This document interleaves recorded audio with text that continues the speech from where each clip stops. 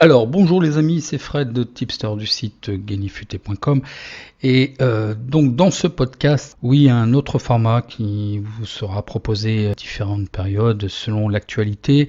Et là, j'aimerais soulever avec vous à travers ce podcast, parce que j'ai commencé à lire des choses improbables et j'ai voulu aussi chercher pour moi-même, et je pense que mes recherches vont vous intéresser. C'est footballeur testé positif au Covid. Que disent les spécialistes de l'infectiologie, comme Didier Raoult?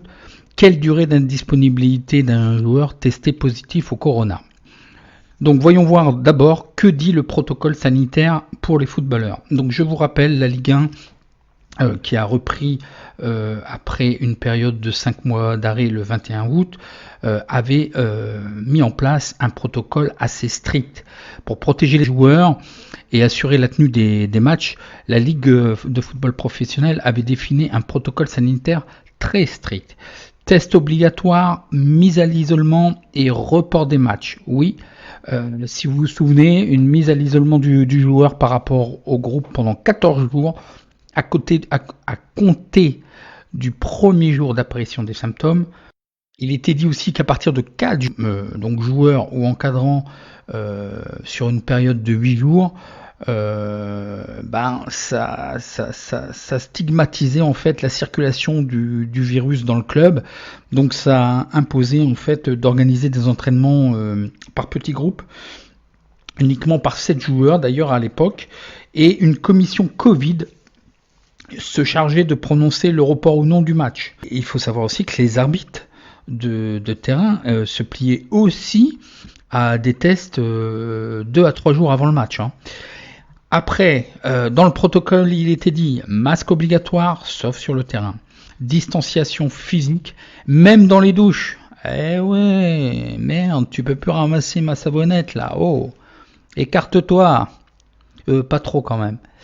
Les ballons désinfectés, donc bon, ça on peut le comprendre, on l'a pas tellement vu quand même. Je pensais même au niveau des ramasseurs de ballons, à chaque fois un petit coup de spray.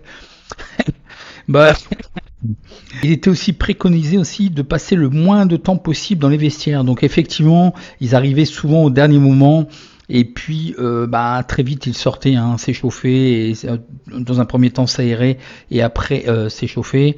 Et très vite, c'était vraiment au dernier moment que les différents clubs arrivaient. Plus de poignées de main, ça faisait partie aussi du protocole, et plus de mascottes. Eh oui, c'est vrai, il y avait très peu de stagiaires d'ailleurs, il y avait très peu de public si vous vous souvenez, donc pas de mascottes, et moins d'interviews. C'est vrai qu'ils évitaient tous les contacts. Bon, ça c'était ce qui avait été dit et prononcé au 21.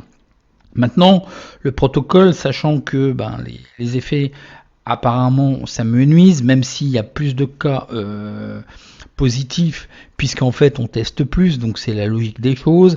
On va pas rentrer dans les délires des merdias, on va rester football, nous. Déjà je vous ai donné beaucoup trop d'enseignements qui vont vous ennuyer, c'est juste pour connaître un petit peu la procédure, parce qu'il y en a qui se réjouissent des absences des uns et des autres. Donc voilà ce qui est important. En fait, le protocole sanitaire signifie en effet que tous les joueurs positifs au Covid-19 doivent observer un isolement de 8 jours minimum après que le cas ait été décelé. Ok, donc ça c'est le point actuel. Mais 2 tests précédant 48 heures d'une rencontre doivent aussi être négatifs pour que ces derniers puissent reprendre le terrain. Donc 8 jours minimum, 2 tests 48 heures avant la rencontre négatifs. Il faut savoir quand même que, à titre d'anecdote, le joueur de l'Inju, Paulo Dybala, a été testé positif à plusieurs reprises. Il a été testé la première fois le 21 mars et a dû subir d'autres tests après. Et il a été encore testé positif à 3 reprises. Donc il faut aussi un petit peu voir un peu ces tests qui ont l'air d'être sensibles, mais même testé après, ça veut dire qu'il a été porteur. Donc ça c'est un aspect que je ne comprends pas et que je n'ai pas pu trouver au niveau de l'internet et des renseignements. Dans ce cas-là, on serait tout le temps détecté positif puisqu'on l'a été. Les traces n'ont pas l'air de disparaître comme ça en fait.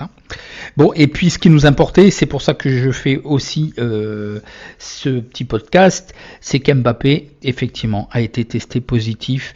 Donc pour la rencontre d'aujourd'hui, ça va dépendre à quel moment vous écoutez le podcast, forfait pour le match pour la Ligue des Nations, hein, France-Croatie. Donc voilà, c'était un point que je voulais vous faire.